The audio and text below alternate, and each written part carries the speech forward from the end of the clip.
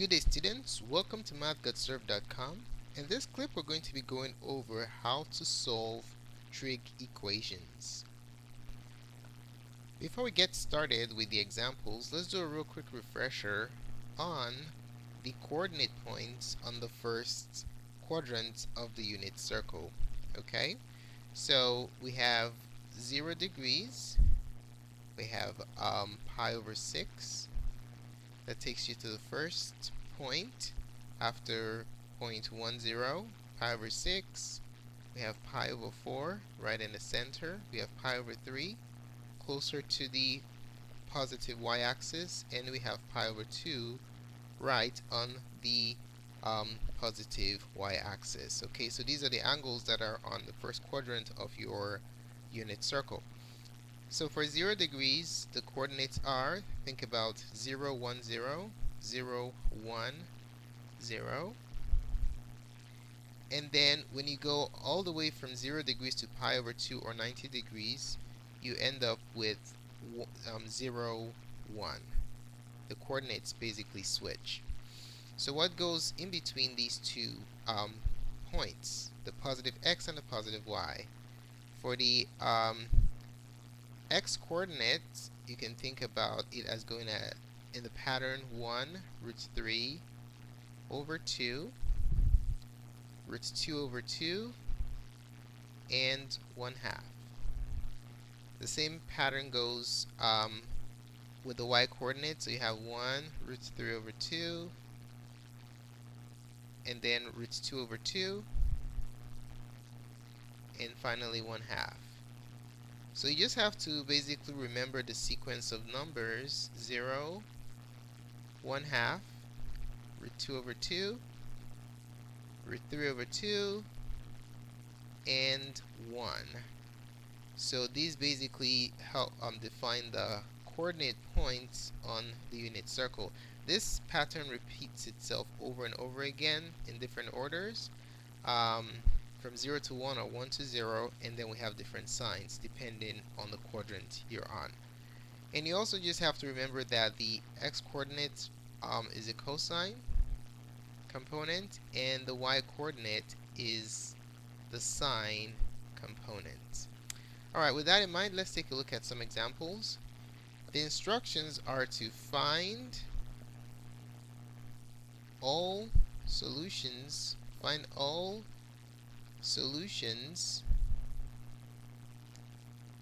to the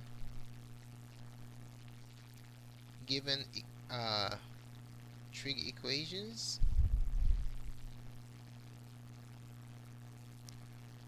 Find all the solutions to the given trig equations for 0 less than x less than 2 pi. Okay? Alright, for question 1, let's say we have the equation sine x equals root 3 over 2. Now how do we solve this? To solve this, first of all, we're going to take the inverse sine of both sides of the equation, so we can have x isolated. Okay?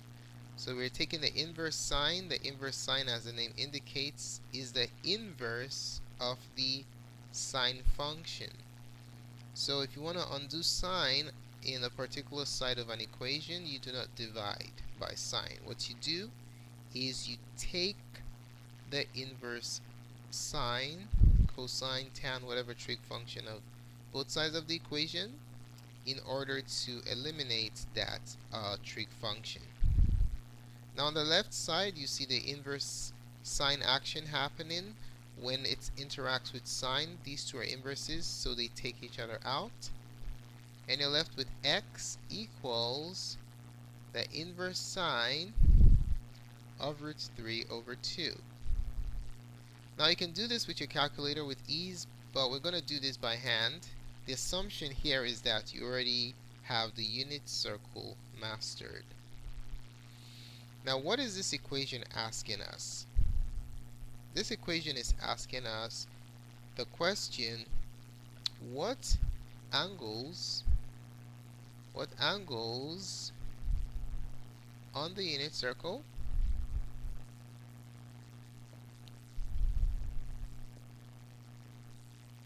on the unit circle has root 3 over 2 as the, what coordinate is captured here? Remember, sine is y, right? This inputs the argument for your inverse sine function. This is basically our y coordinate, which is sine of the angle theta. Okay, so what this equation is asking us is what angles on the unit circle has root 3 over 2 as the y coordinate? That is what this question is asking. Okay, now in order to answer that question, we are going to draw our unit circle. So let's put our unit circle on the side here.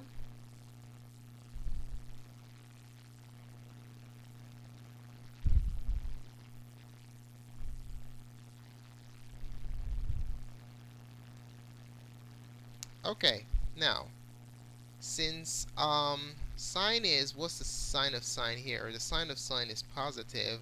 Since sine is positive, what quadrants are we going to look at? Well, since sine is positive, our solution x is in quadrants what or what? If sine is positive, what quadrants are we? Remember the mnemonic device? Awesome students take calculus. This tells us that in quadrant 1A, all the 6 trig functions are positive. In quadrant 2, sine and cosecant are positive. Everything else is negative. Quadrant 3, only tan and cotangent. And quadrant 4, only cosine and secant are positive. Okay, so since we're looking for where sine is positive, we'll eliminate quadrants 3 and 4. We have to be in either quadrant 1 or 2. Okay, quadrant 1 and quadrant 2. These are the quadrants that we're going to be considering for this particular problem. Alright, so which points, which angles in these two quadrants have a y coordinate of root 3 over 2? To help us determine the right points, it's always good to graph your axis points first to get your orientation together. So right here we have 1, 0. Here we have 0, 1. And then over here we have negative 1, 0. In each quadrant of the unit circle, we have 3 points. 1, 2, 3. And then over here we have 1, 2, 3. So the question is, let's focus on quadrant 1 first. This is not drawn perfectly. Which of these 3 points has root 3 over 2 as the y coordinate? Remember the sequence of numbers we introduced earlier. We have 0, 1/2, root 2 over 2, root 2 over 2, root 3 over 2, and 1. So root 3 over 2 is always closer to 1. Okay, so focusing on the y coordinates, we have 1 here, we have 0 here. Where do you think root 3 over 2 is going to fall?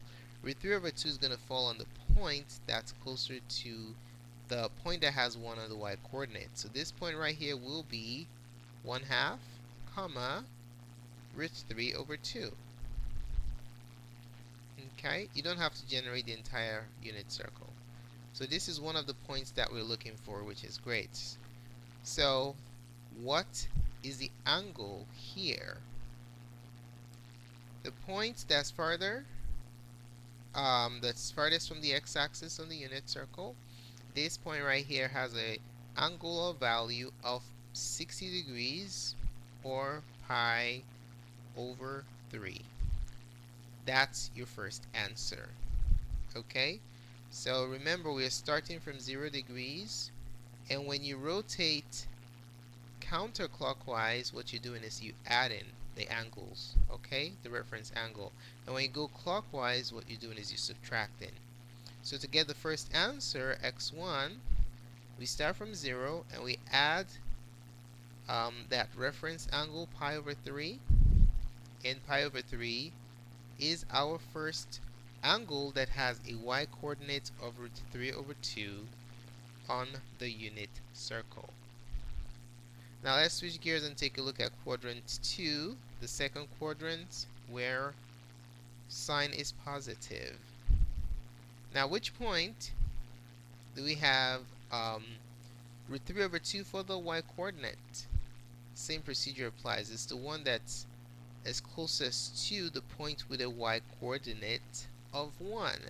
So this point fits the description. So this point right here is, notice you're to the left side, so we have negative 1/2.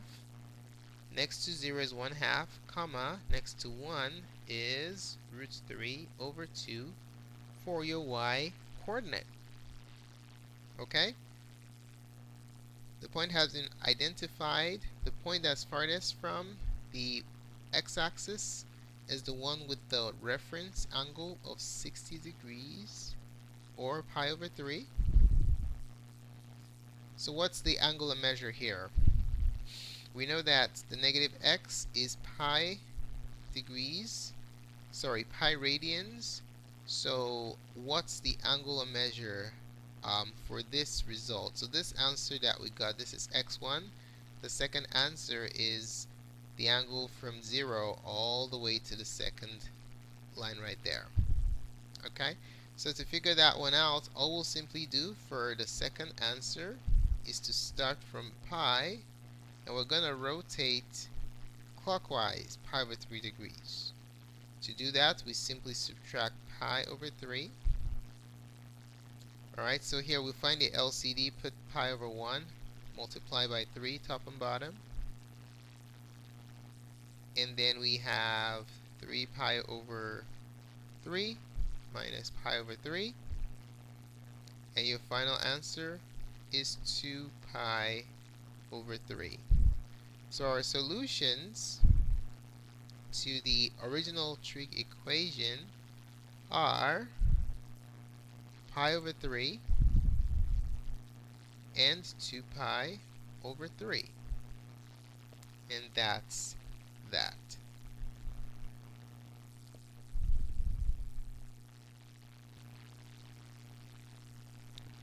Alright, let's try another example. Let's say that we have a situation where we have the question question 2. We have to solve the equation where cosine x is equal to negative 1/2. Okay, so the first thing that we're going to do to get x isolated is we're going to get rid of this cosine by taking the inverse cosine of both sides of our equation. Remember, in problem 1 we used the inverse sine to get rid of the sine. So now we're going to use the inverse cosine to get rid of the cosine. Okay. While we're using the inverse cosine, these two are inverse functions. They take each other out. So we have the resulting equation x equals the arc cosine or inverse cosine of negative 1/2. Now to solve this problem, we are going to be asking ourselves what angles, it could be angle or angles, sometimes you have just one solution, or two maximum. What angle or angles on the unit circle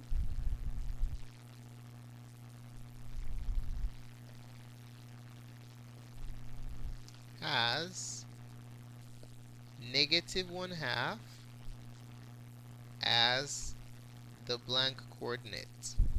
Okay, what coordinate are we looking at here? Remember that cosine is the x coordinate, just as sine is the y coordinate. Cosine is the x coordinate, so this is the x coordinate, which is cosine theta on the unit circle. Okay, so what this equation is asking us is what angles on the unit circle has negative 1/2 as the x coordinate. To answer that question, we are going to draw our unit circle again and see if we can figure it out. Okay, now what quadrants are we going to be looking at in this example? What's the sign of cosine? Cosine is negative, okay? So since cosine